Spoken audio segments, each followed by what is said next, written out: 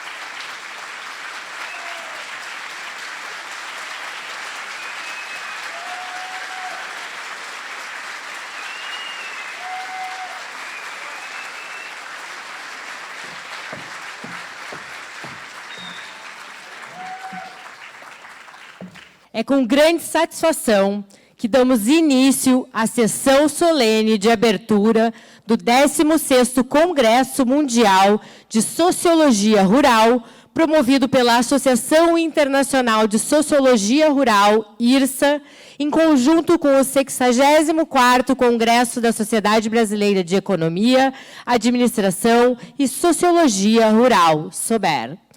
Durante esta semana, Porto Alegre torna-se um espaço privilegiado para o encontro de pesquisadores, estudantes, gestores públicos, representantes de organizações da sociedade civil e profissionais de diversas partes do mundo, reunidos para refletir sobre os desafios contemporâneos do desenvolvimento rural, da agricultura, da sustentabilidade, da segurança alimentar, das transformações sociais e das políticas públicas.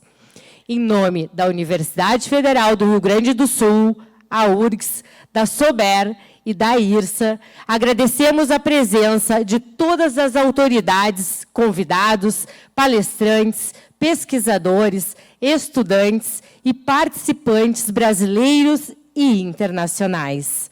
Sejam, mais uma vez, todas e todos muito bem-vindos.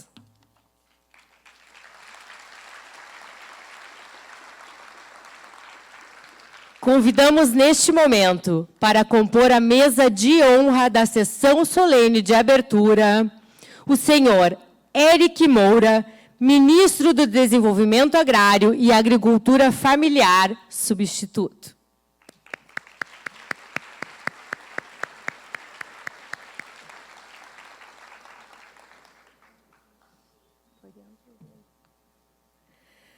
Senhor Gustavo Bauer Paim, secretário de Desenvolvimento Rural do Estado do Rio Grande do Sul, representando o governador Eduardo Leite.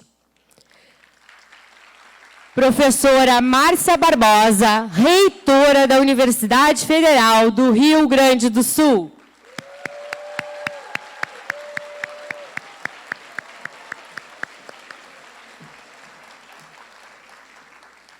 Professora Célia Shortal, presidente da Associação Internacional de Sociologia Rural, IRSA.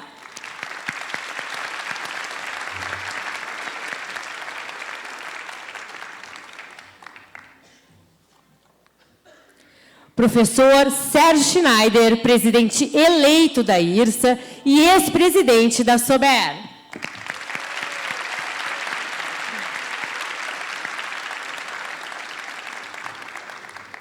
Senhor Alexandre dos Santos Cunha, diretor de Estudos e Políticas Regionais Urbanas e Ambientais do Instituto de Pesquisa Econômica Aplicada, IPEA.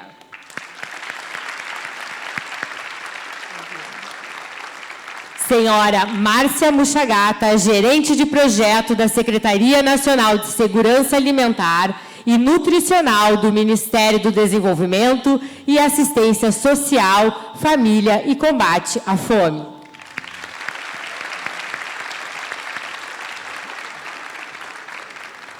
Professor Paulo Niderle, coordenador da Comissão Organizadora Local e representante da Universidade Federal do Rio Grande do Sul, da URGS.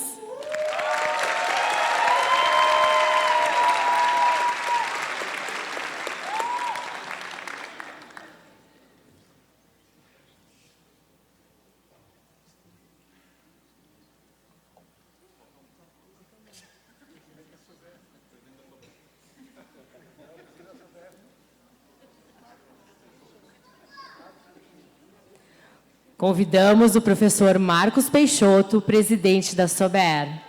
Bem-vindo, professor.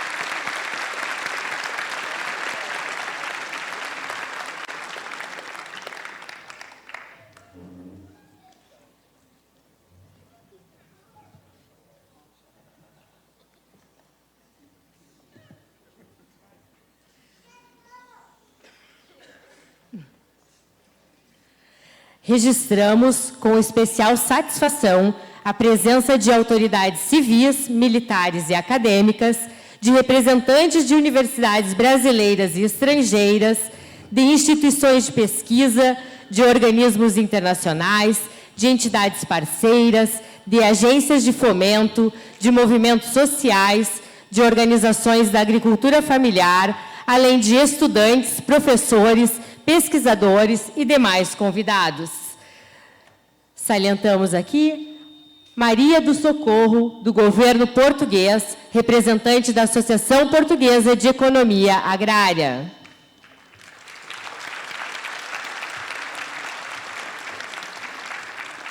Ana Euler, diretora de Inovação Social e Transferência de Tecnologia da Embrapa. Evandro Holanda, gerente-geral de Inovação Social e Transferência de Tecnologia da Embrapa. Alisson Loconto, vice-presidente da Associação Internacional de Sociologia.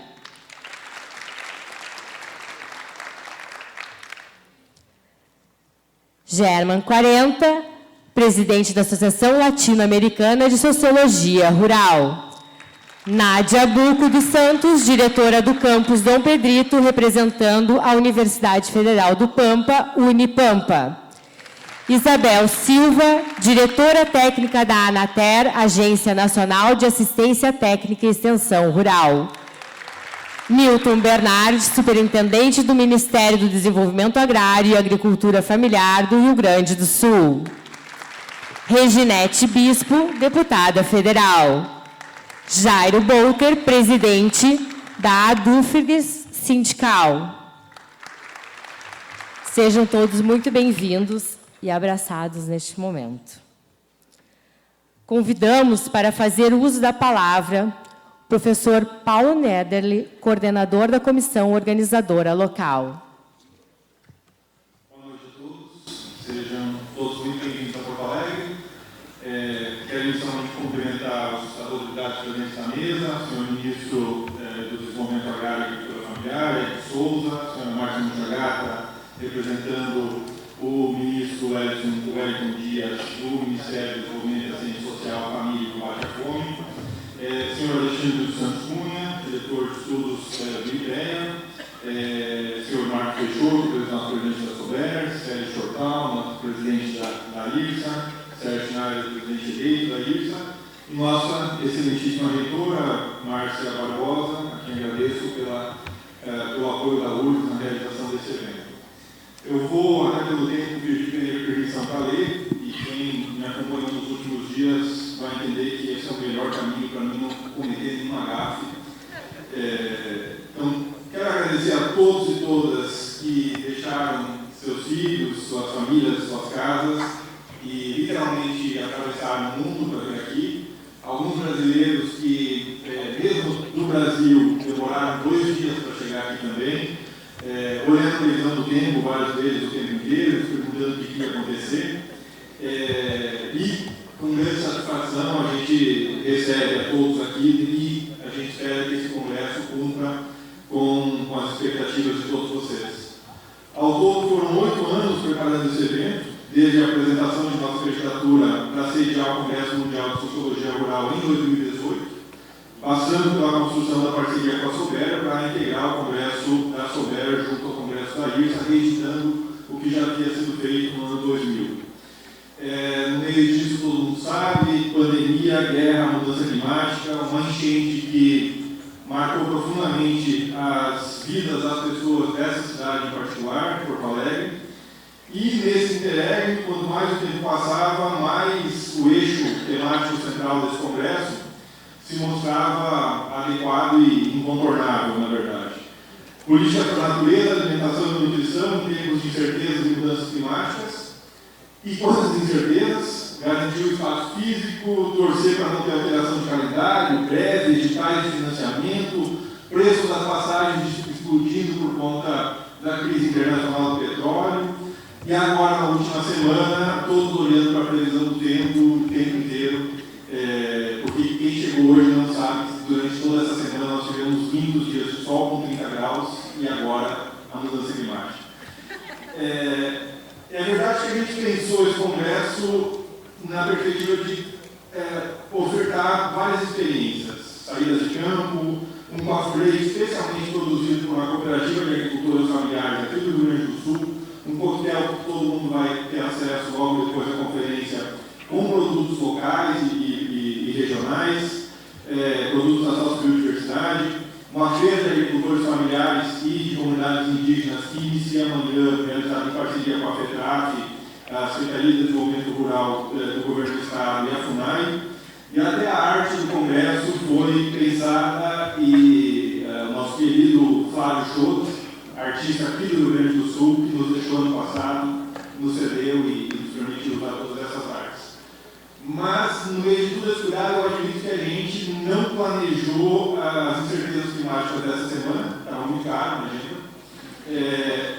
Mas, para quem quer a experiência completa, todo mundo provavelmente vai ter uma amostra do que tem sido essa cidade nos últimos anos, o que tem sido o efeito das mudanças climáticas, em particular para a alimentação, e como a gente tem vivenciado uma espécie de ansiedade coletiva por conta desse contexto. Enfim, exceto isso, todo o restante foi preparado com muito cuidado, com muita atenção. Algumas coisas seguramente podem ter nos escapado, a nossa equipe está aqui para auxiliar, por favor, nos contar com a nossa equipe. E eu, desculpa, eu tenho que mencionar, por mais que tome um pouquinho de tempo, se não vai parecer que é uma organização realizada por uma pessoa. Eu vou cometer o risco aqui o enorme risco de cometer alguma injustiça por ausência, mas eu queria citar, primeiro, o nosso coordenador científico da Sociedade, Juliano Tossato, que foi o cara que carregou o piano.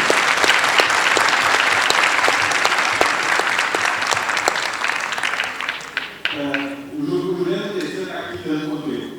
Ele carregou o piano nesse congresso.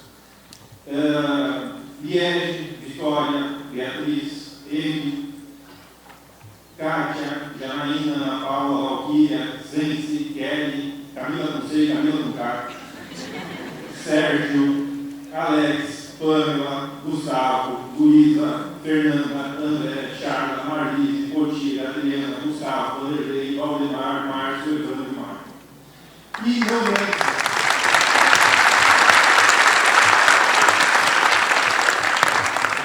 E não menos importante, eu preciso agradecer nossos inúmeros parceiros e apoiadores, que sem eles esse evento não se realizaria. A Márcia, parceria do Ministério do Desenvolvimento, Assistência Social, Família e Combate à Fome, Ministério do Desenvolvimento Agrário e Agricultura Familiar, Ministério da Agricultura e Pecuária, a Companhia Nacional de Abastecimento, a Secretaria de Desenvolvimento Rural do Estado do Rio Grande do Sul, o Programa Rural Sustentável Cerrado, a Fundação de Amparo e Pesquisa do Estado do Rio Grande do Sul, FAPERS, a Coordenação de Aperfeiçoamento Pessoal do Nível Superior, CAPES, o Conselho Nacional de Desenvolvimento Científico e Tecnológico, CNPq, o Instituto de Pesquisa Econômica Aplicada, IPEA, o Grupo de Estudos de Pesquisa em Agricultura, Alimentação e Desenvolvimento, GEPAD, a Aliança Global contra a Fome e a Pobreza, a China Agricultural University, a Organização das Nações Unidas para a Agricultura e Alimentação, a FAO, a Confederação Nacional da Agricultura, a União Nacional das Cooperativas da Agricultura Familiar e Economia Solidária, a Federação Nacional dos Trabalhadores e Trabalhadoras da Agricultura Familiar do Brasil, o Instituto Nacional de Pesquisa em Agricultura, Alimentação e Ambiente da França, o Centro de Cooperação Internacional de Pesquisa Econômica para o Desenvolvimento da França, o Instituto de Filosofia e Ciências Humanas da URSS, Conselho Federal de Economia, CPR Sindicato, EVAD, a Putinense, Sociedade Brasileira de Sociologia, Redes Estruturais, Associação Portuguesa de Economia Agrária e Associação Latino-Americana de Sociologia Rural, além de vários programas de pós-graduação e mais de 80 monitores que estão trabalhando voluntariamente, vocês vão encontrar eles ao longo dessa semana. Muito obrigado a todos.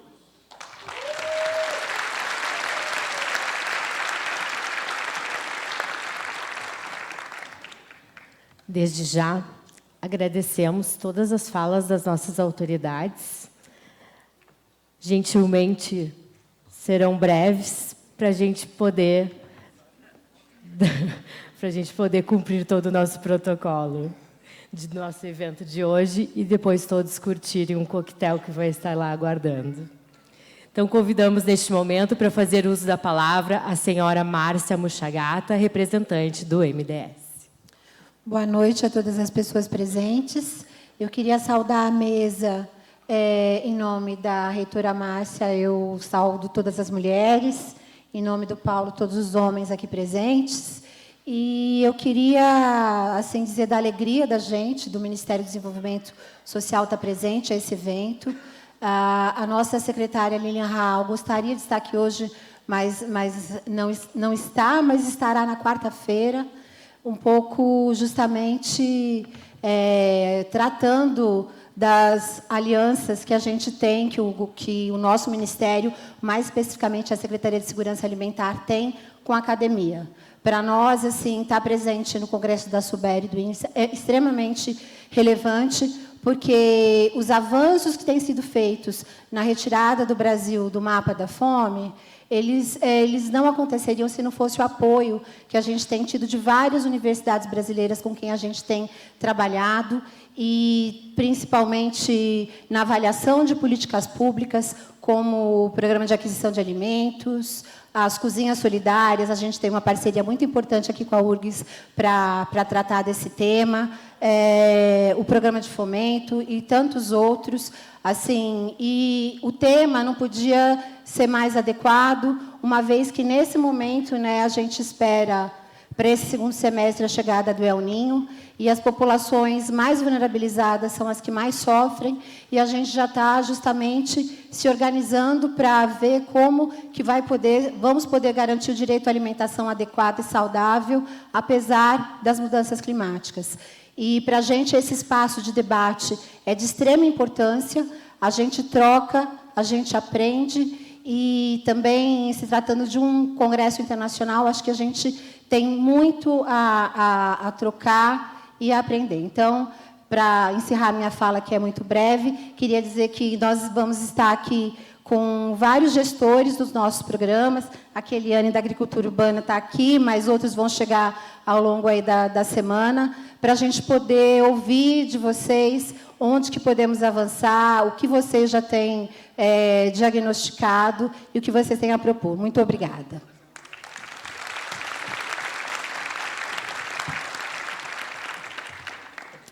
Convidamos para fazer uso da palavra o senhor Alexandre dos Santos Cunha, representando o IPEA.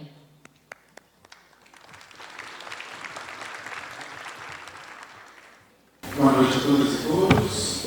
Em nome da presidente do Instituto de Pesquisa Econômica Alimentar, gostaria de dar boas-vindas a todos e todas a esse Congresso Mundial de Sociologia Rural e ao Congresso da Sociedade Brasileira de Economia, Administração e Sociologia Rural, que esse ano está sendo organizado aqui na minha universidade, a Universidade Federal do Rio Grande do Sul, a qual eu sou egresso, e, portanto, também sempre será a minha universidade.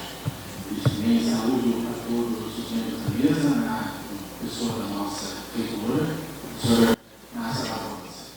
Gostaria de dizer que não pode ser mais oportuno que um congresso com esse tema se organize esse ano numa cidade como Porto Alegre. Como apresentou o professor Paulo Midley, o tema desse congresso é absolutamente e evidentemente relevante para a população dessa cidade e desse estado, que é um estado historicamente ligado à produção do campo e que vem sofrendo dramaticamente com as mudanças climáticas nos últimos anos e precisa, de fato, rediscutir e repensar o seu futuro. E é, portanto, absolutamente importante que nós tenhamos a oportunidade de receber esse evento aqui. Gostaria também, na minha breve fala, de dar a minha especial saudação a todos os meus colegas do Instituto de Pesquisa Econômica Alimentar que estão aqui presentes e que participarão dos debates e das mesas ao longo dos próximos dias. Muito obrigado também pelo seu envolvimento no processo de construção desse evento. Muito obrigado.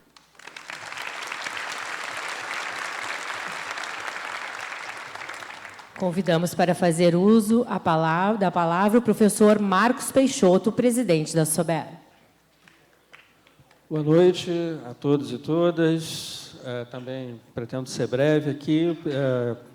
Excelentíssimos senhores membros e senhoras membros da mesa, caros colegas, pesquisadores, estudantes e convidados de todas as partes do Brasil e do mundo, sejam bem-vindos. Welcome, bienvenidos. É com imenso orgulho e grande alegria que, como presidente da SOBER, recebemos os participantes do nosso 64º Congresso e do 16º Congresso Mundial de Sociologia Rural. em parceria com a IRSA, né, repetindo eventos realizados conjuntamente no ano de 2000, na cidade do Rio de Janeiro, né, para quem não sabe. Né, a segunda vez que os eventos são realizados conjuntamente. Eu quero expressar aqui minha gratidão à nossa anfitriã, Universidade Federal Rio Grande do Sul, né, na pessoa da professora Márcia Barbosa, e a toda a comissão organizadora local, né, por nos acolher aqui em Porto Alegre. Né. Um evento com mais de 1.500 participantes impõe enormes desafios logísticos, de infraestrutura e de comunicação na sua organização, sem querer ser repetitivo o que o Paulo falou, né?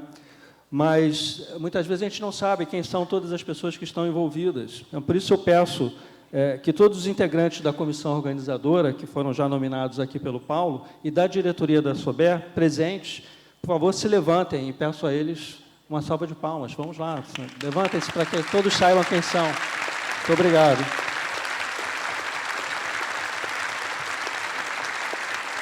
Muito obrigado. Bom, a todos vocês e ao professor e o coordenador Paulo Niederli, em nome de todos, meu muito obrigado. Eu peço agora que se levantem todos os que trabalharam na comissão científica, coordenadores e avaliadores de grupo de trabalho, coordenadores e avaliadores dos prêmios da SOBER, coordenadores e avaliadores de sessões organizadas e organizadores das visitas técnicas e minicursos. Por favor, vocês também fazem parte da organização desse congresso.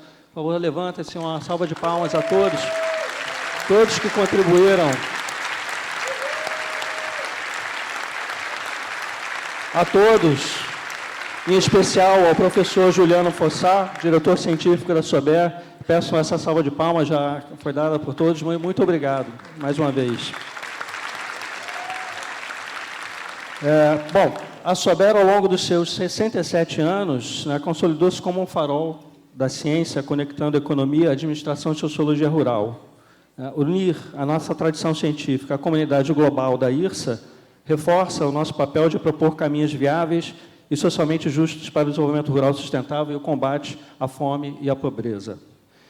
Que este congresso seja um espaço fértil para novas ideias, redes de colaboração e, acima de tudo, para o fortalecimento da ciência a serviço da vida no campo. Um excelente e produtivo congresso a todos e todas. Muito obrigado.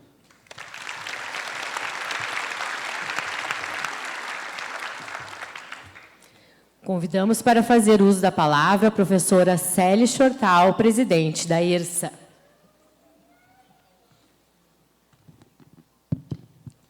Is this on? Hello, everyone, and welcome to the International Rural Sociology Association's conference in combination with SOBER. I have promised Paolo that I'll be very brief, and I will be very brief. Our last proper IRSA conference was in Toronto 10 years ago, and then we had one in Australia that got derailed because of COVID. So I'm absolutely delighted that we're all here in Porto Alegre. I think in our current world, maintaining our international links with each other is so important as national boundaries close. And it's such a good opportunity to bump into old friends and introduce our new scholars to well-established networks. I've bumped into Michael Gettler, I've bumped into Pierre Luigi, Carla Grass, and there is nothing like that personal contact. So I think it's really important that we try to maintain that with our international conferences and introducing new people to the networks. I think diversity is something we really want to encourage through IRSA. I'm very proud to have been the first ever Irish president and the first ever woman president. And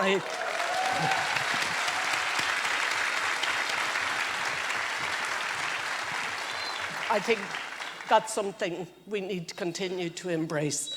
I just need to particularly thank Paolo. He has talked about the various obstacles, climate change, war, all the stuff he had to deal with in organizing this conference. And he didn't even mention competing with the World Cup final. So we can tell he's very modest. I'm also very pleased that at the end of this conference, our next president will be from Brazil, Sergio. So I wish you all a very happy conference.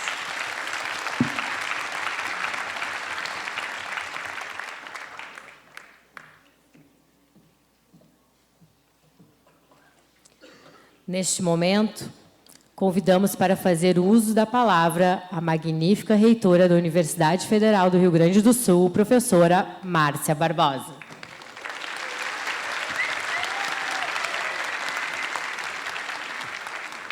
Boa noite, gente. Boa noite! Boa noite! Essa força que a gente quer ver aqui.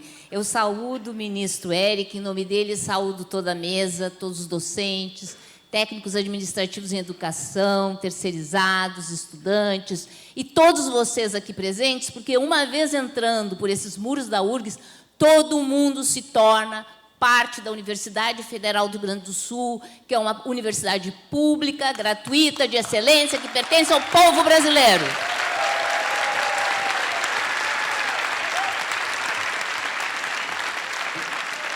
E isso não é pouca coisa, gente. A URGS, segundo o MEC, é a melhor federal do país.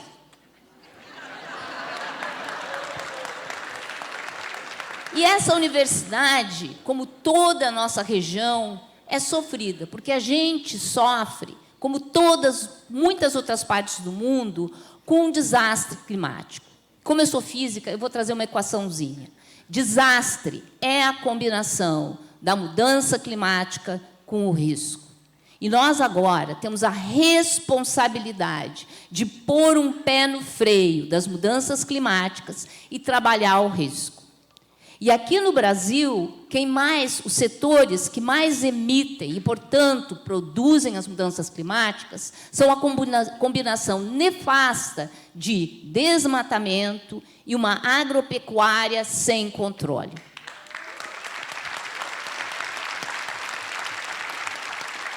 Portanto, vocês, já estou dando um peso para vocês, se preparem. Vocês têm a responsabilidade de pensar como é que esse país, que tem uma quantidade de água inigualável, que tem uma qualidade de terra inigualável, vai conseguir continuar produzindo alimentos saudáveis, sem fazer emissão, sem produzir desmatamento e no meio dessa confusão climática. Está aí o tema de casa para este evento. Mas eu espero e sei que vocês não vão fazer isso sozinhos. Vocês têm toda uma comunidade acadêmica, mundial e particularmente dessa universidade que está trabalhando incansavelmente para a gente ter um projeto de desenvolvimento a partir do Sul Global que mude essa visão exploratória que hoje existe, que acabe com essa produção de alimento que não é comida, e gostei muito da palavra nutrição que estava no dito ali, e também da política de natureza, que dialogue e trabalhe junto com a natureza. Essa universidade está criando um centro de emergência climática e ambiental que já está dando formação nas escolas para preparar as pessoas para o que é mudança climática, o que é alimentação saudável, preparando os professores e professoras do futuro. Essa universidade está lado a lado com outras organizações desse país no combate à fome e à pobreza, mas trazendo o que tem de melhor de conhecimento. Enquanto a gente ouve essas notícias de mudanças, que vai chover, como foi o terror dessa semana, nós temos um conjunto de meteorologistas aqui da casa que vão me tranquilizando, quase sempre, dizendo não vai ser tão ruim. E nós pretendemos ter aqui, a partir da URGS, um apoio ao setor agrícola desse Estado, para que as pessoas saibam realmente quando uma emergência climática é grave e o que tem que ser feito. Mas, acima de tudo, nós temos que trabalhar com essa população para se adaptar para essa mudança de clima, mudando os padrões de plantar, de colher e, principalmente, o padrão de financiamento para esses agricultores. Desejo uma excelente semana para vocês, mas, acima de tudo, estou certa que o Paulo e o Sérgio vão me trazer um monte de tema de casa para fazer, um monte de demanda para nós saúdes fazer, e eu vou estar lá junto com vocês, porque a partir daqui tem que sair a grande mudança. Tenho grandes sonhos, porque eu sei que o sonho, quando ele é vivido no coletivo e no plural, ele transforma a realidade. Porque sonho que se sonha só, é só um sonho. Mas sonho que sonhamos juntos é realidade. Obrigada.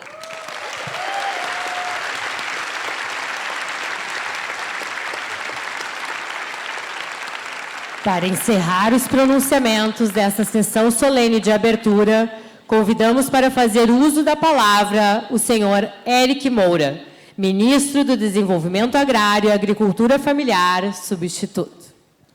Oi. Boa noite a todas, boa noite a todos. Queria aqui trazer de forma muito especial um abraço do nosso presidente Lula e da nossa ministra Fernanda Machiavelli aqui para vocês, Congresso.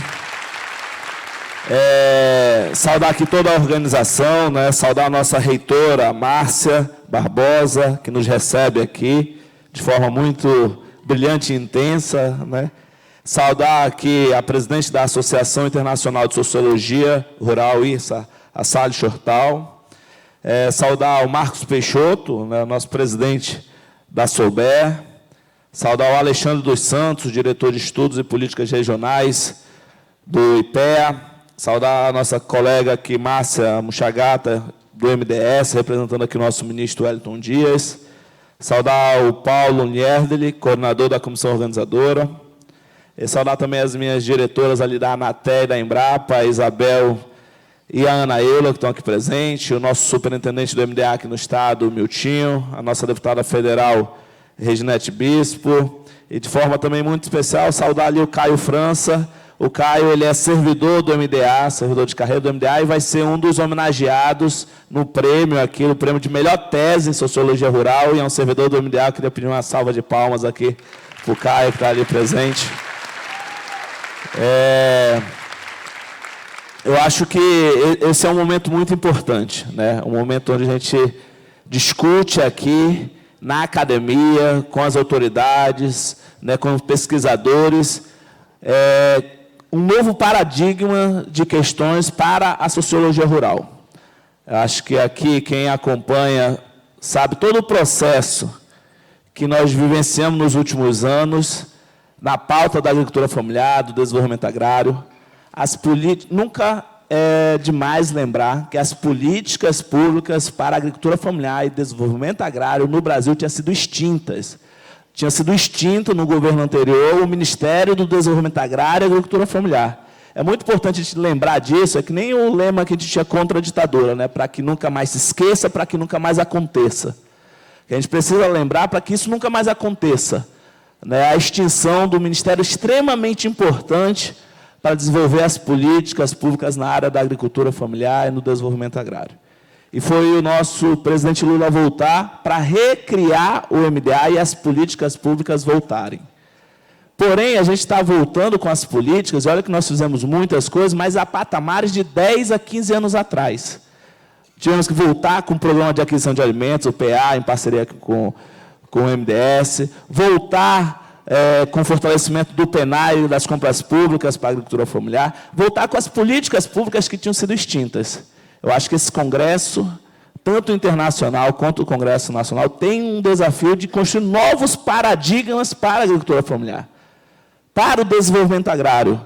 A gente está nesse momento agora, né, de reconstrução das políticas, mas a gente tem agora que avançar mais.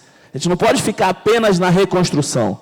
A gente tem que avançar para políticas que possam acessar as famílias que ainda estão fora de algumas políticas. Gente, lançou agora o presidente Lula, no dia 30 de junho, o maior plano safra da história para a agricultura familiar.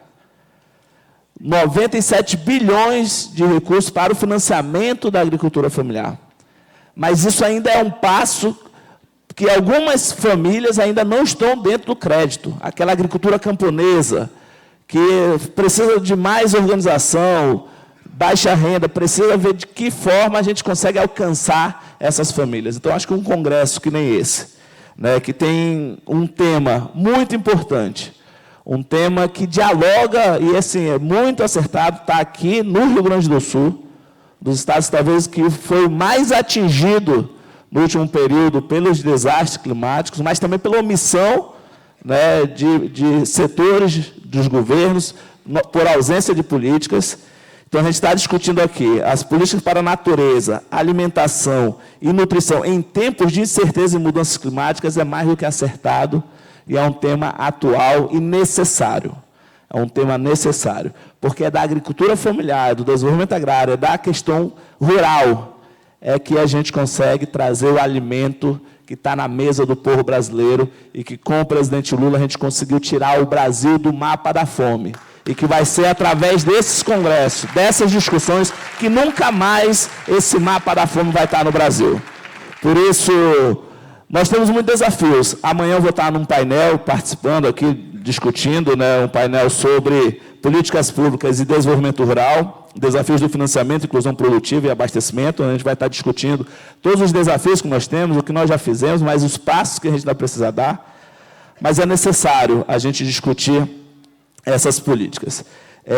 Eu acho que um dos desafios muito importantes é a gente discutir a questão da agroecologia.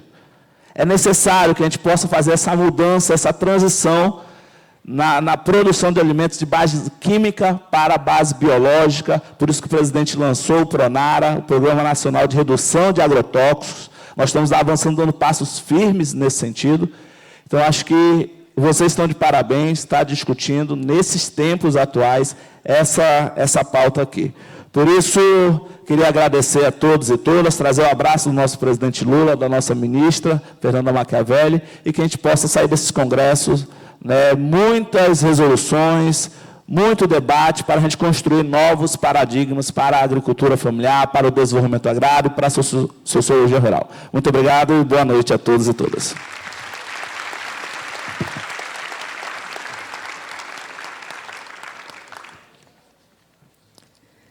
O conhecimento floresce quando diferentes culturas, experiências e perspectivas se encontram.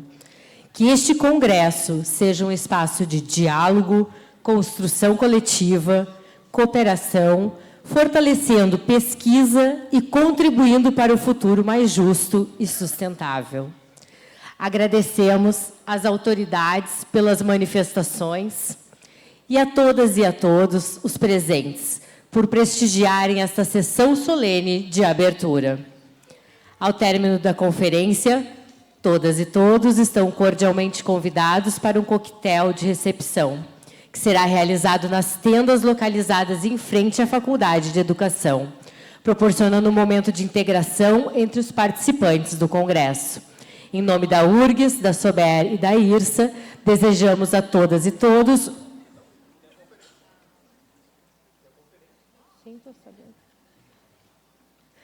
Sim, temos a conferência. Calma. Eu vou finalizar a mesa e aí eu vou dar abertura para a conferência. Tá tudo combinado. Então, desejamos um excelente congresso e, na sequência, nós permaneceremos neste auditório para a Conferência Magna de Abertura, que terá início em instantes. Neste momento, declaramos encerrada, então, a sessão solene de abertura e, em 2 minutinhos, a professora Jennifer Clapp irá iniciar a sua conferência. Muito obrigada.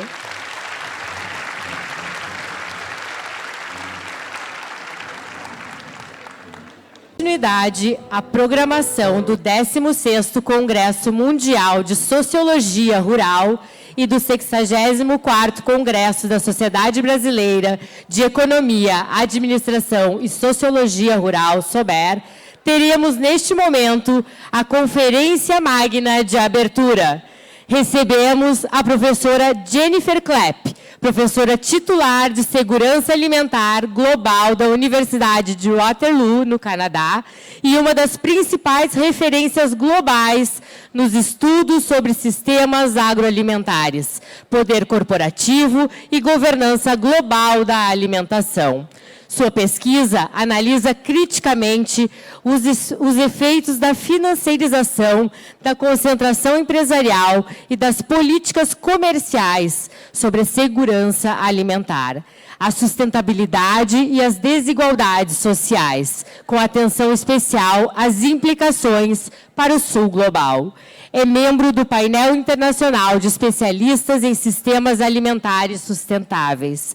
Integrou o painel de alto nível de especialistas em segurança alimentar e nutrição, do Comitê de Segurança Alimentar Mundial das Nações Unidas, onde atuou como vice-presidente entre 2021 e 2023. Professora Jennifer Clapp. É uma grande honra recebê-la para proferir a Conferência Magna de Abertura deste Congresso. Bem-vinda.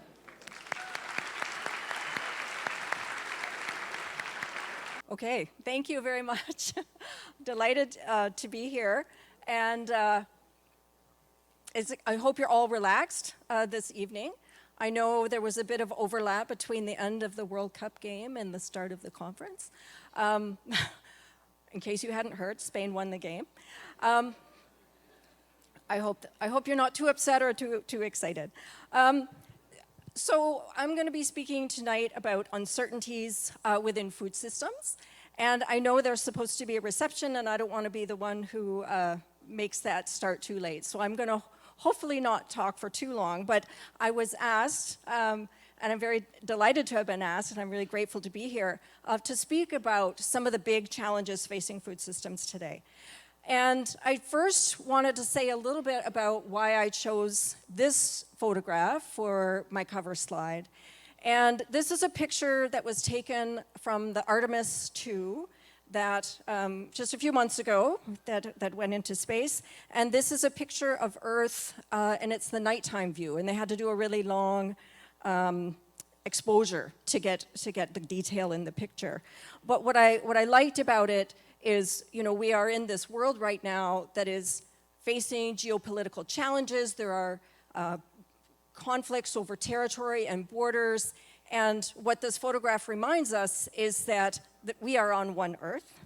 So that's what I liked about it. But also, it's a nighttime view. So we have to understand this is a challenging and difficult time. It's dark. And we know that because there are so many challenges facing the world today. But what I really liked about this photo is this sliver of light coming through of the morning. And for me, that really represents that there is hope and there can be positive change, especially within food systems. But it's a lot of work. And we have to understand the world as it operates and how it matters for food systems and who gets food, who doesn't, who can make a livelihood out of growing food, and who doesn't. And these challenges were really represented to me as I was preparing this presentation. I'm from Canada, and I live in Ontario.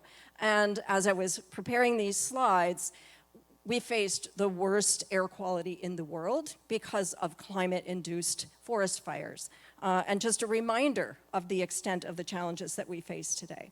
So that's what I wanted to say at the beginning, but I do want to be a little bit hopeful, if I can. Okay, so we are bombarded every day with news of the challenges facing the food systems today. And I know I personally open my news in the morning with trepidation because I know that there's going to be some crazy piece of news coming across the news feed, and it's going to matter for what I study and what I do. And I'm sure many of you experience the same thing. We have a lot going on. And I can't see my slides because they're over me. But you can see the extent of the challenges. There's the war in Iran, and that's challenging food systems. There's fertilizer production declines. There's, you know, Trump threatening tariffs on everyone for any reason. And I know in Brazil, this is, you know, in the past week, you've had your challenges with these tariff threats, as we have in Canada as well.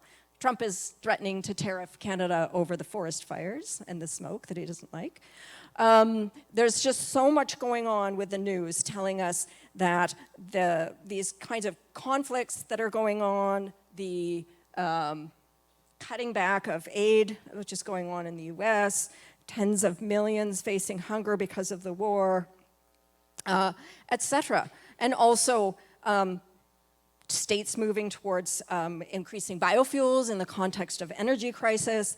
And this has huge implications for food systems. And as you'll see, I go back here, just so much happening. And this is a big challenge for us who study food systems, because basically we are being bombarded with these kinds of change, and we're seeing a kind of, I would say, in-our-face geopolitics that we haven't seen in a generation. And we're also facing a climate crisis that I'm sure many of you would agree, especially with the weather here in Porto Alegre being so rainy at this time and hot and then cold, et cetera.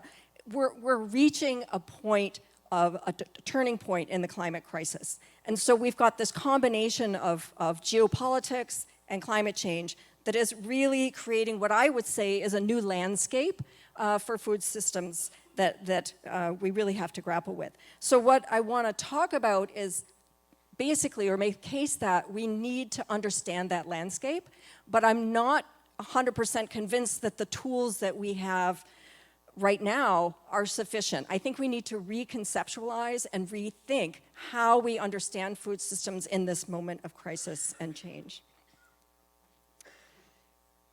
Okay. So, I apologize because I have to see my notes here. So what I want to talk about, and I divided my comments into three kind of sections. I want to talk about where we've been and sort of understand the structural features of food systems today and where they came from. How did we get these structural features? And I want to talk about, well, what are the uncertainties right now? And I really see these structural features as important for us to understand, because the last 50 years have really set the groundwork for the structural features we're facing, but these new challenges and uncertainties are layering over those structural features and creating new kinds of dynamics that we have to understand. And then I also want to talk about, in a sense, what's next?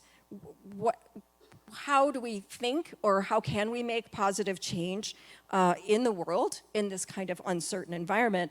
And also, what does it mean for us as scholars of food systems, rural spaces, and food security? So that's the agenda I want to talk about. And to start, to get to the structural features, I want to go back to the 1980s. And the 1980s. Honestly, I swear, I did not know Madonna was the halftime show at the World Cup game today. I put her in this slide over a week ago. But, thinking of the 1980s, we think, of course, of Michael Jackson, who sadly has passed away, and Madonna, who we know was performing tonight. But I'm not talking about these two. Of course, they're important cultural icons. What I want to talk about are these two.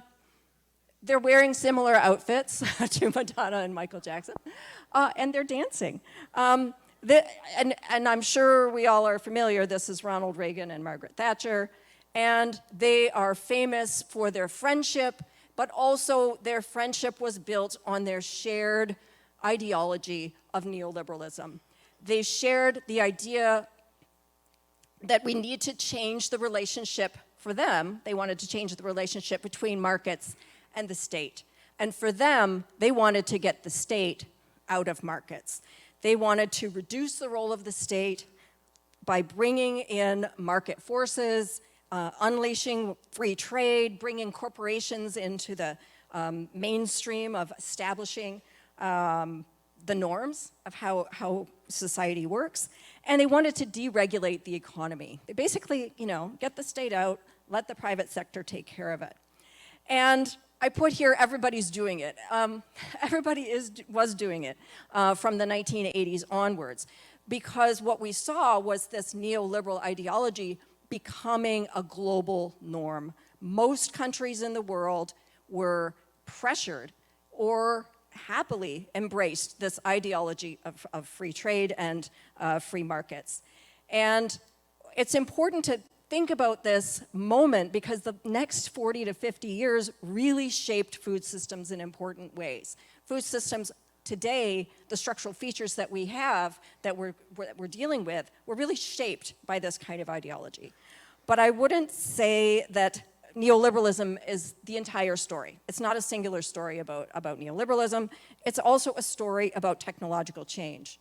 And I just thought you might want to see some computer technology from the 1980s. Just to remind you that technology has changed profoundly in the same time that we have seen this onward march of neoliberalism in the economy and the way it shaped food systems. We've also seen rampant change in technologies that have also shaped food systems. And I would argue that together, this process of neoliberalism and technological change really shaped these structural features that I think are really important for the way food systems operate. And I'll just say, too, that many of us in the room, our entire careers have been within this last 50 years, this last 40 years, this moment. We've spent a lot of time trying to understand what these neoliberal norms have been doing in terms of how they've shaped food systems. And we've also spent a lot of time, many of us, trying to understand this relationship between technological change and power and capitalism. And these processes have unfolded alongside each other, and they intersected, I think, in important ways. And for me, I would say that what we've ended up with are some pretty, for me anyway, these are pretty clear features of food systems at this moment. But I want to say, I'm not saying this is completely static. I think things are going to be changing. But what we have now at this moment is a really high degree of market integration within food systems. We have concentration across scales within food systems, and we see technological lock-ins within food systems. And these three structural features are a product of the process of neoliberal ideology spread, but also this product of technological change. So I want to just be brief because we're familiar with these dynamics, but just to remind you of how these particular features, the trends that we've seen in the last 40 to 50 years and how they've shaped what we're seeing now. And the reason, as I said, that this is important is because the uncertainties and change that we're seeing today are overlaid on top of these structural features. They really help us to understand why things are unfolding the way that they are. So first, if I can get that to go, just a reminder about this high degree of market integration. I was curious about this trend and tried to pull out some of the data from the FAO, for example, on the volume of kilocalories that are traded internationally over the last 20 or so years, and you can see the volume going up. This is in large part a product of the liberalization of agricultural trade, especially under the World Trade Organization Agreement on Agriculture, but also prior to that, structural adjustment programs imposed on many developing countries that forced trade liberalization, the lifting of tariffs, the opening of markets. Today we see nearly one quarter of all food produced actually crosses a border. And that's significantly higher than the case, say, in the 1990s. It was closer to 10%. In the early 2000s, it was closer to 15%. It's now 25%. So we're seeing an increase in the percentage of food that's crossing a border and the volume of food that's crossing a border. And I wanted to put that alongside some of the inputs that we see going into agriculture today of oil and fertilizer, and it's even higher for these other items. And that's important for us to remember because I'm going to come back to those, significant changes and uncertainties we're seeing, and that helps us to understand why the consequences have been the way they have been. But to understand that, we also need to understand that this process has been very uneven. And so if we look at this graphic of cereal import dependency in the world, what we see is that many of the most dependent, like import-dependent countries are actually among the poorest countries in the world. And those are the countries that are facing this burden of high cost to import food. And again, this is important to understand when we think about the uncertainties that are happening in the world today, and when, when war happens, when supply chains are disrupted, it's often the poorest countries, most dependent on imports, who face the harshest consequences.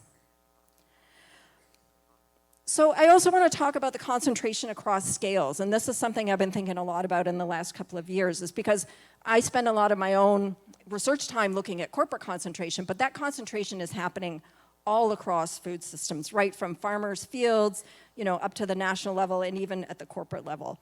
And if we think first about the foods that humans eat, we know that 3 of these crops, rice, wheat, and corn, or maize, they make up 86% of food cereal exports. Like most of this traded cereals, for example, are these 3 crops. And if you add soy, this accounts for around 2/3 of human diets. So we're concentrating most of the calories we eat on a very small number of crops. And then if you think about who's selling those crops, it's actually a handful of countries that are actually dominating the export markets in those crops. And if you add to that the inputs like fertilizer and oil, we see that it's just certain pockets of the world that are producing these commodities that are dominating the trade, while many other countries are dependent on imports of those commodities. So that's a kind of concentration I think we need to pay attention to. And there's also corporate concentration layered on top of this. So these commodities are traded by a handful of countries that are trading a handful of crops, and it's just a handful of firms that are dominating that trade. And that's true across food supply chains, right from, inputs, farm inputs, to grain, to processed food, and even at the retail level. And it's interesting to look at the global figures, which are on that side of the screen, but if you look at the regional and domestic figures, they're often even more concentrated. And so it's important to remember the high degree of concentration, it really matters. And this, again, it's a product of this neoliberal ideology in a way that really weakened the regulations around mergers and acquisitions that allowed firms to acquire one another, to eat up their rivals, so to speak. And technological change has played a role here too, because many of those corporate mergers took place because of a desire to acquire the technology of other firms, especially in agricultural inputs. And then I would be remiss not to mention the concentration in financial markets as well. We have a situation where a relatively few financial investors in the world are actually dominating investment in the food and agriculture space. They're investing in agricultural commodities. They're investing in farmland. They're investing in the big agri-food corporations. And we know with this high degree of economic inequality in the world today that this is problematic. We have just a few financial players who are often driving trends in the sector through their investments. And again, technological change is part of this as well. It's not just the neoliberal deregulation of financial markets, it's also that we now have this algorithmic trading and this high-tech trading platforms, which is allowing this kind of concentration to take place. And finally, I want to talk about the technological lock-ins, and I've been obsessed a little bit lately on the fossil fuel lock-in within agriculture, but just to show, it's quite stark. Food systems actually account for 15% of the fossil fuel use in the world today, and 40% of petrochemical use. And that's important because we're going to come back to talk about, some of the uncertainties in the world today, which also involve energy and petrochemical markets. But a big part of that petrochemical reliance within food systems is linked to the use of nitrogen-based fertilizers. You can see here, I pulled the FAO data here, the sharp increase over the decades in the use of synthetic nitrogen within food systems. We basically had food systems becoming locked into this use of fossil fuels. And in addition, we have seen a massive increase in the use of digital technology, especially in the past decade or so, within food systems. And it's making profound change across food systems. I tried to map this out in terms of, where along food supply chains we're seeing this kind of digital tech unfolding. I'm sure I've missed a few arrows, and if I have, please let me know, because there's so much going on, it's hard to understand exactly how this is happening. But this kind of technology is really, if you combine it with that neoliberal deregulation, and then you've got this like hyper technology going on in the system, it's created these kinds of dynamics that we need to be aware of. So this is what I wanted to stress about what we have in terms of food systems today, these kind of structural features that look like a very high degree of trade and market integration, extreme concentration, and very high technology reliance. Okay, now for something completely different. If you remember the Monty Python skits, where John Cleese is sitting on the beach at a desk. And this was before the days of Photoshop, so he really is at a desk on the beach. But what I want to say is I want to sort of switch gears now. I want to say, like, the last decades, maybe 4 to 5 decades, we've seen the rise of these kind of structural features within food systems, but suddenly we're seeing all kinds of change and uncertainty layered on top of those structures.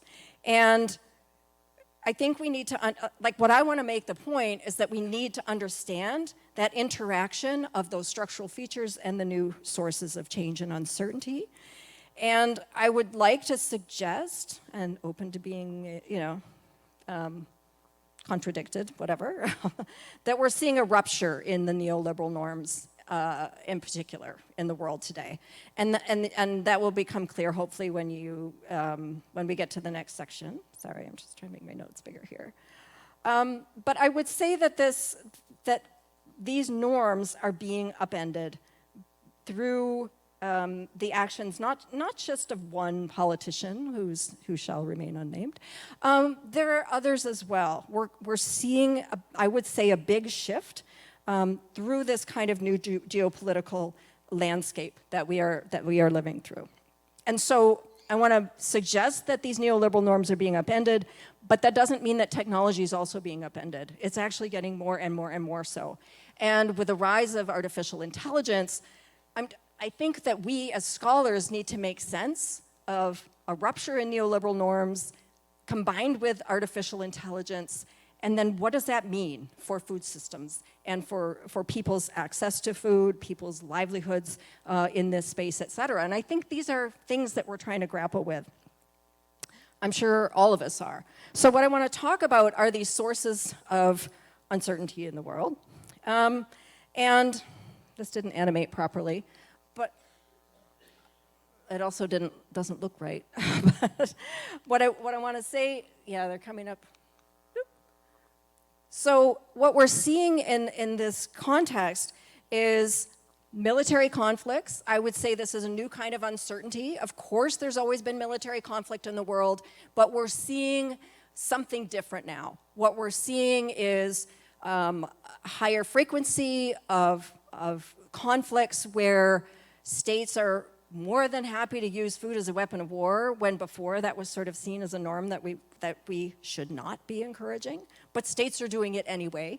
We're seeing more conflicts involving some of the great powers, I guess you might say, military powers, the US, involving itself in Iran, and Russia involving itself in Ukraine. And these kinds of conflicts are having profound consequences for food systems, so we have to understand that. There's also the trade wars. Trump and his threats of tariffs that I've already mentioned, and the economic chaos that's come from US policies, in particular of cutting its aid budget, cutting science and funding, et cetera. There's just a lot of weird stuff going on in the political economy space. We've got climate change. I think, as I mentioned already, we're at a new kind of point where we're actually seeing impacts from climate change that scientists predicted wouldn't happen for decades, and it's already happening. And on top of that, we've got weak institutions at the global level that are having difficulty dealing with these kind of crises. And I know we could add more to this list, but Smart Art only let me have 4, and there's only so much time. But I want to talk about these briefly, if I may. The first, I just want to give some examples from the war in Ukraine. And apologies for talking about this. I know this, this invasion happened a couple years ago, but the consequences are still ongoing. And I think it's a really good illustration of some of the things that I'm trying to say really matter and how these structural features of food systems intersect with this kind of geopolitical change. In this particular case, we saw food prices rise sharply around the world, in large part because Russia and Ukraine combined were significant exporters of maize as well as sunflower, and Russia and Belarus being exporters of fertilizer. It was that concentration in terms of the exporters, but also these are the, some of the main commodity crops that are being traded. And so when a geopolitical crisis like this happens, it's affecting one of the main crops that make up human diets. It's also affecting 2 of the countries that are major exporters. And the countries that relied on those exports, as you can see in the map here, they basically face some of the huge consequences, including in sub-Saharan Africa, some of the poorest and hungriest countries in the world. So it's an instance where this geopolitical change filtered through these features of food systems, the concentration, the market integration, et cetera, that made this such a profound crisis. And to stress as well the role of the financial actors. I don't know how many of you saw the reporting from Lighthouse reports that came out in 2022 about what was going on in the financial markets around this crisis. The price of wheat in early 2022, weeks after Russia invaded Ukraine, spiked by 50% in just the space of a few days. That is not the product of regular supply and demand. That was the product of speculators. And Lighthouse reports, the data comes from them, but they showed that the percentage of hedgers in the market versus speculators shifted dramatically between 2018 and 2022, where in 2022, most of the players in the market were actually speculators. And this speculation really contributed to that massive spike in food prices at that time and had huge consequences for so many people around the world, sort of on the backs of just a few financial traders. And if we look at the concentration of the companies that were trading that grain, if I can get that to move, what we call the ABCD companies, the big grain trading companies of Archer Daniels Midland, Bunge, Cargill, and Louis Dreyfus. You can see here, I put these on the graphic so you can see their combined profits that were happening. And when we get to 2022, we see this major spike. And they were profiting from this higher food prices and basically profiting from hunger. This is problematic, but it happened because of this degree of concentration. When there's so much concentration in the market, so much deregulation in the market, there's very little to stop these firms from basically gaining huge windfalls when everyone else is suffering. And apologies, one more slide on this.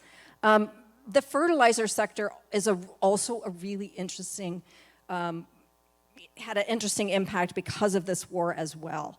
The fertilizer companies, many food producers were complaining that fertilizer prices were rising, and they were rising faster than food prices were rising. And so farmers input costs were going up sharply, and fertilizer companies were like, oh, our input prices are going, our own prices are going up, not to worry.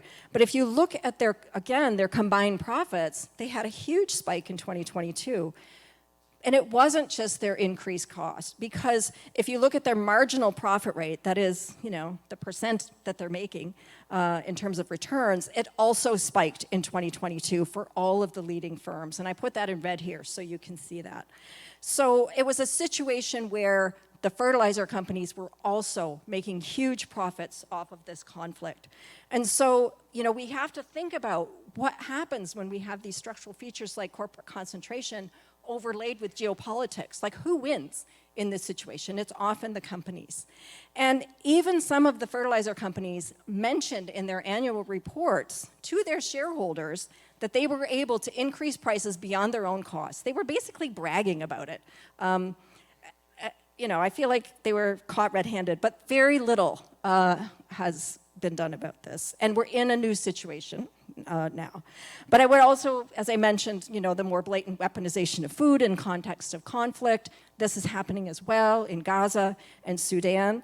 These are more regional and, domestic conflicts, but and maybe not having global consequences in terms of the market, but huge consequences for the people involved, and very, as I'll come back to, very little in terms of international sanction over that practice.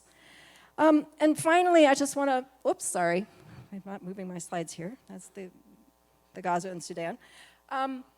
I also want to talk briefly about the current situation with the war on Iran, because we know this has resulted in the closure of the Strait of Hormuz, and this has led to disruptions across food systems in different parts of the market.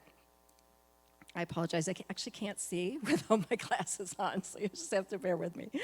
But basically what we're seeing are disrupted oil markets, petrochemical markets, and fertilizer markets. And across all of these parts of what's going on with the closure of the Strait of Hormuz, we're seeing these kinds of disruptions, but they're happening, again, on top of these structural features of food systems, and we have to make sense of it. And in this case, all of these factors are leading to higher food prices. We're seeing, states responding by increasing their biofuel mandates. This is taking grain out of the grain markets. It's leading to basically upward pressure on food prices, and we're all facing the consequences of this situation. So again, uncertainties we have to make sense of.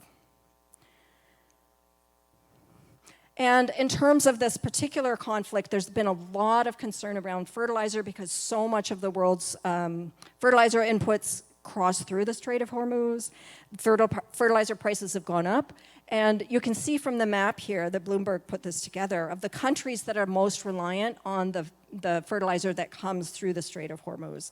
And this has had, again, huge implications, but we haven't necessarily seen the full consequences yet. Many analyses, for example, coming from the Food and Agriculture Organization, are reminding us that many farmers, because of higher fertilizer prices, are actually applying less to their fields. This could actually lead to lower yields, and the consequences might not be felt for months, but it could be more profound. And we know that higher energy prices have already led to higher food prices from food transit. So, big, again, these kind of uncertainties leading to big consequences for food systems.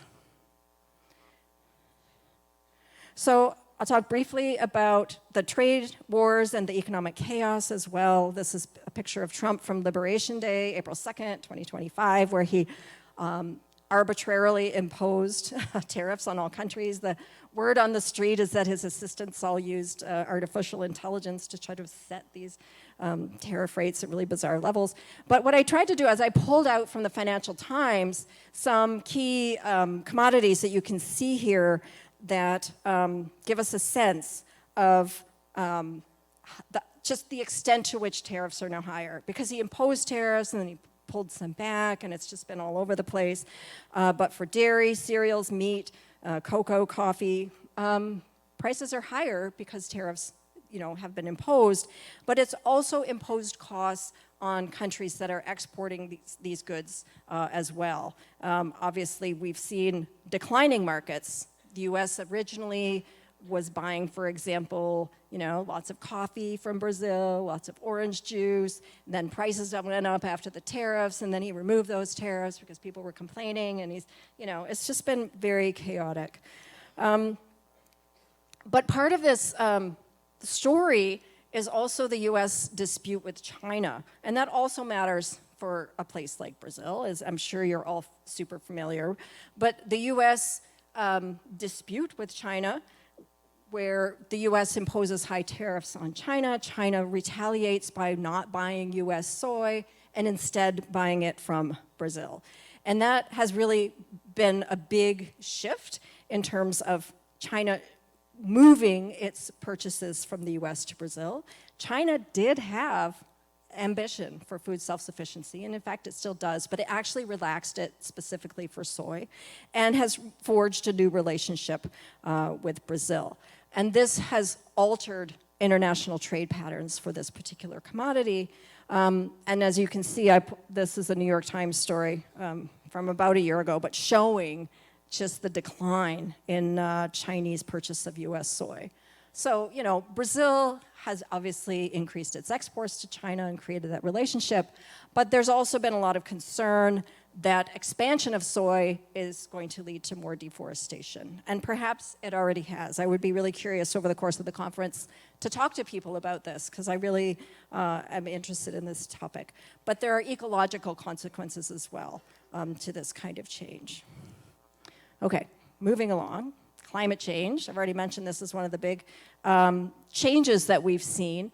And you can see here the countries that are most likely to see yield declines as a result of climate change, mostly in the global south.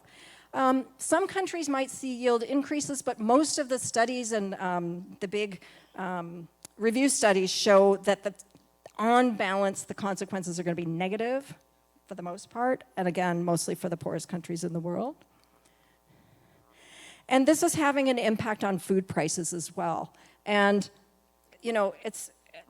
this was from an article published in The Guardian last year, reporting on studies that are increasingly showing climate change having direct consequences for food prices. And you can see on the list here a range of food items are being affected by climate change. And the story really focused in on cocoa in West Africa, because there was such a heat event in West Africa that the nights were not getting cold enough. The crop was seeing declines as a result, and this led to massive spike in the price of cocoa. So show of hands, how many of you like chocolate? How many of you notice chocolates become really expensive? Yeah. So this, it's partly this story of climate change. Some of the price, has come down, but it's still elevated. And it's also affected coffee as well. Did the coffee graph come up there? Yeah. So this is partly, again, Brazil's part of this story because the drought happening in Brazil affecting coffee production. So we need to start making these linkages between these kinds of uncertainties and change in the world food economy and, how it's impacting us all and how it's filtered over these structural features. And now we have El Nino to deal with, and people are talking about it as a super El Nino, and it's going to lead to wetter places and drier places. It's going to have massive consequences. And the FAO has projected, this is a live map you can go to online and see where we're likely to see drought in the next months ahead. This is huge, huge parts of the world, many highly populated areas likely to see these consequences. Okay, moving along.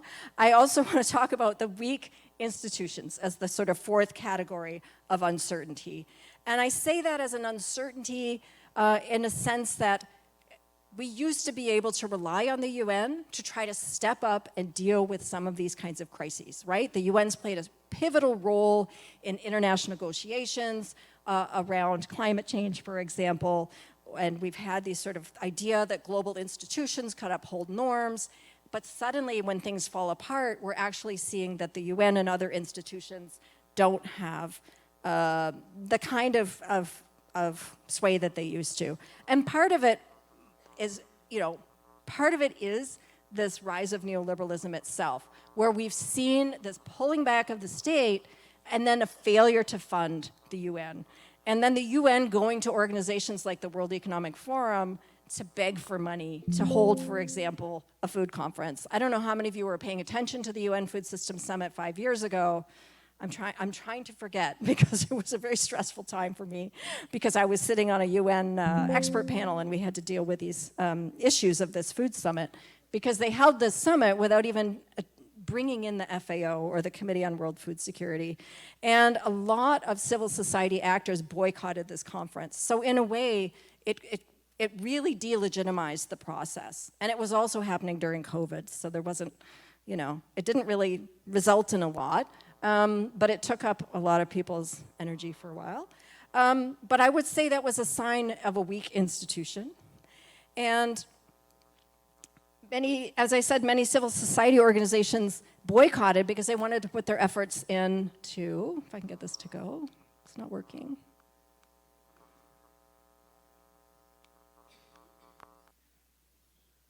Okay. I don't know what happened. There we go. So a lot of civil society organizations put their efforts into supporting the Committee on World Food Security. But the Committee on World Food Security also was having its challenges, and it still is.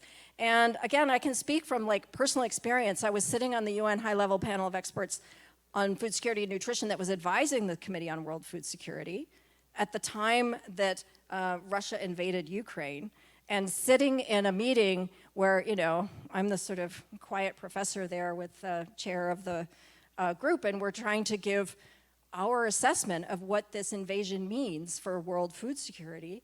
And on the advisory bureau of this body sat both Russia and Ukraine.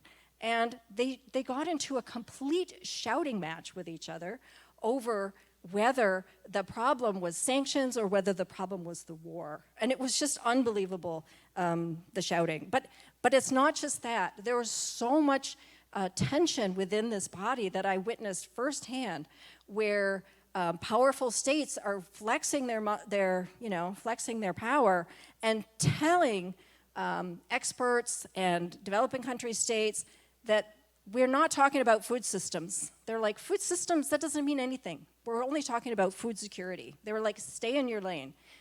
You can't talk about trade, because trade, that happens at the WTO. The Committee on World Food Security can't talk about it.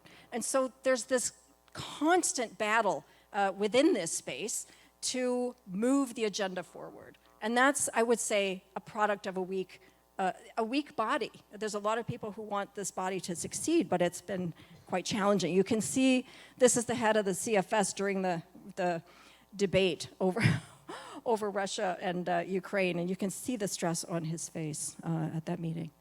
And also, I would say, we're also seeing a lack of response of the global institutions to these kind of crises.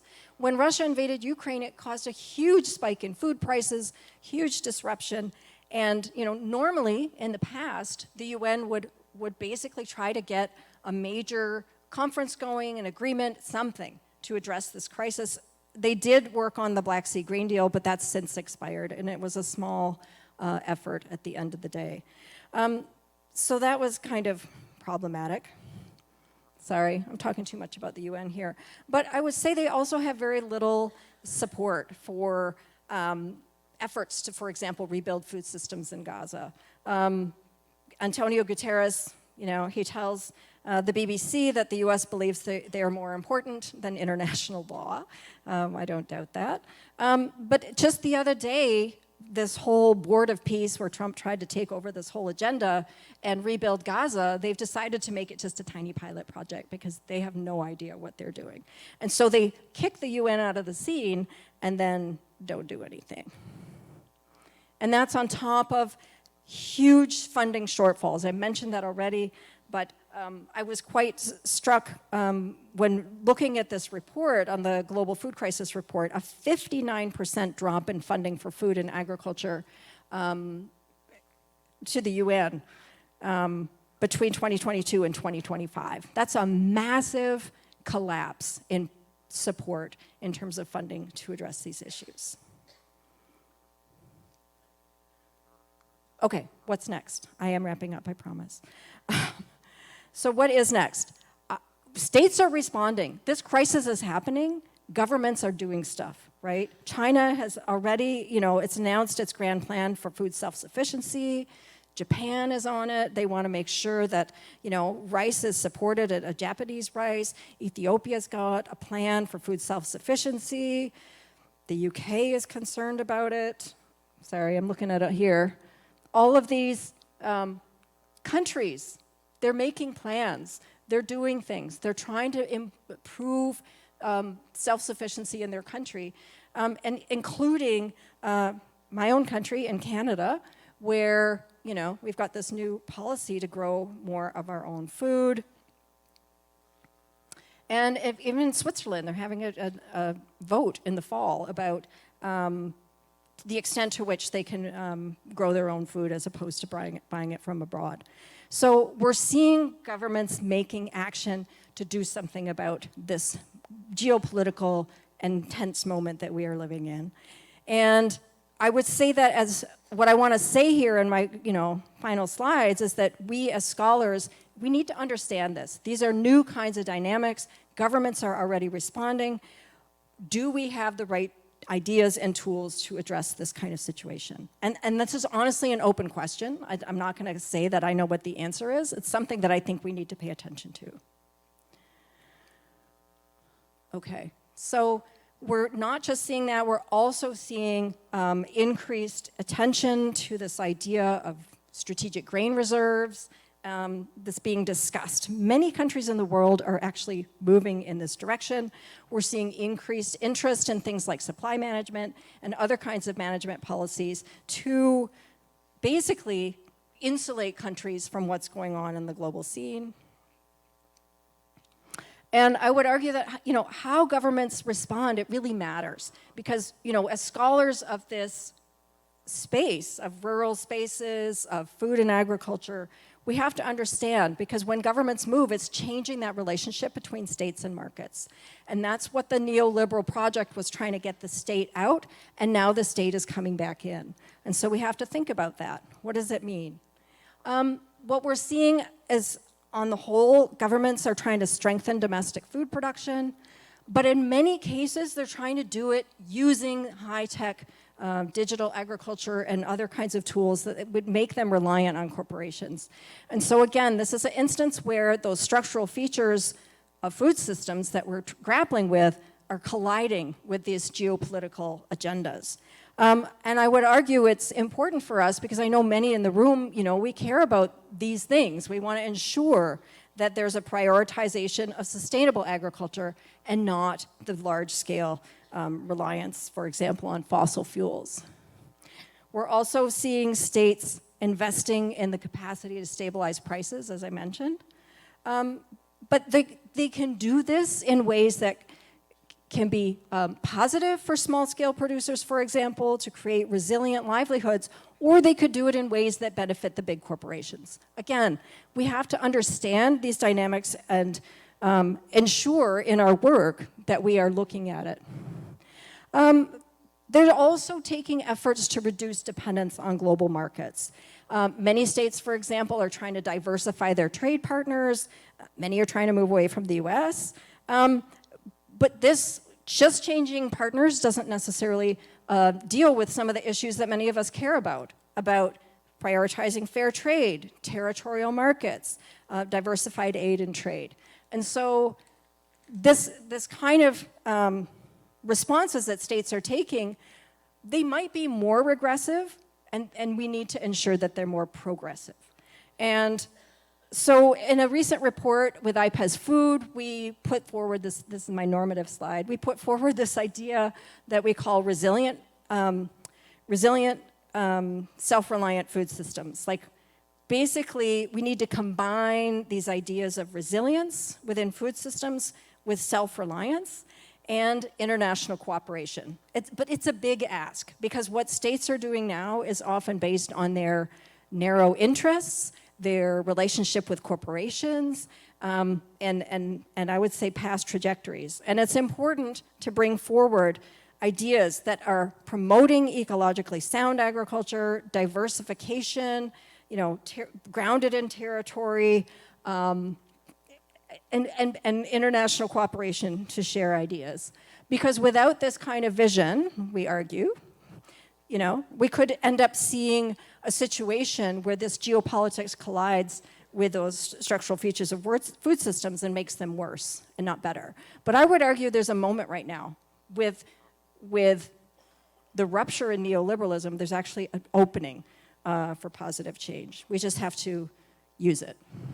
Now, what does this mean for us as scholars? I would say, I know I'm guilty of this in my own teaching, maybe you are too, for years I've been talking about this continuum of perspectives on these issues where you have this sort of neoliberal view on one side and the kind of critical perspectives on the other, and the reformist kind of somewhere in the middle. But putting this slide up, I can't put this slide up to my students anymore because I don't know where geopolitics fits. It's not anywhere on that continuum.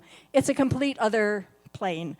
And I think as scholars, it's incumbent on us to understand what that other plane is and how it works. So what I'm trying to do here is start to make sense of, how we need to rethink how we think about food systems.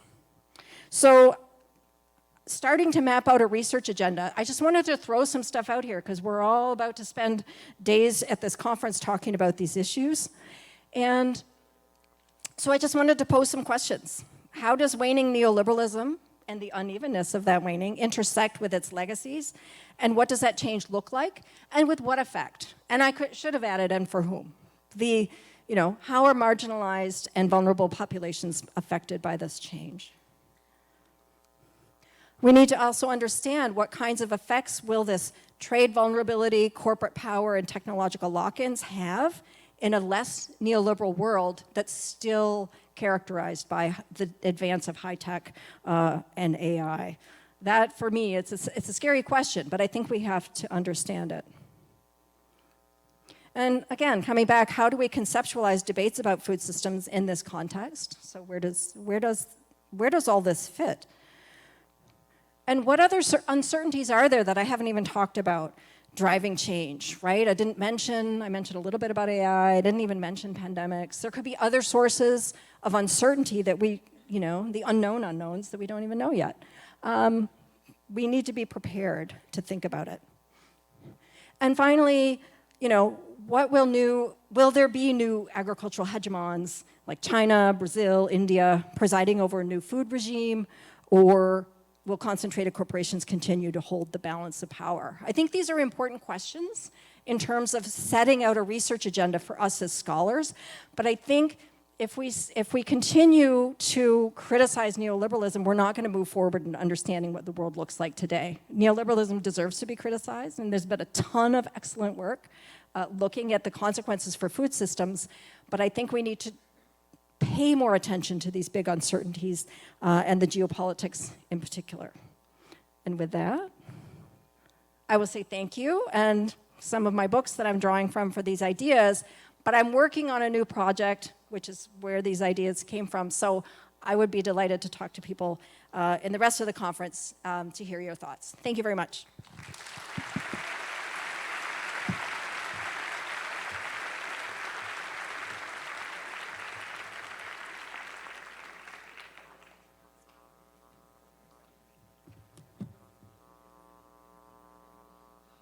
Chamamos neste momento o professor Paulo Niederli para entregar uma lembrança do evento para a professora Jennifer Clapp.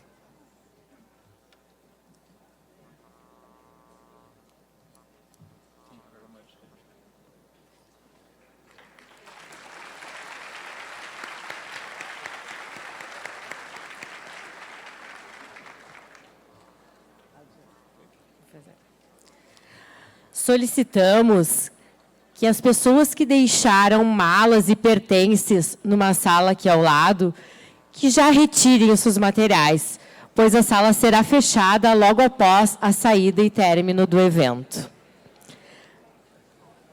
Todas e todos estão cordialmente convidados para o coquetel de recepção, que será realizado nas tendas localizadas em frente à Faculdade de Educação, proporcionando um momento de integração entre os participantes.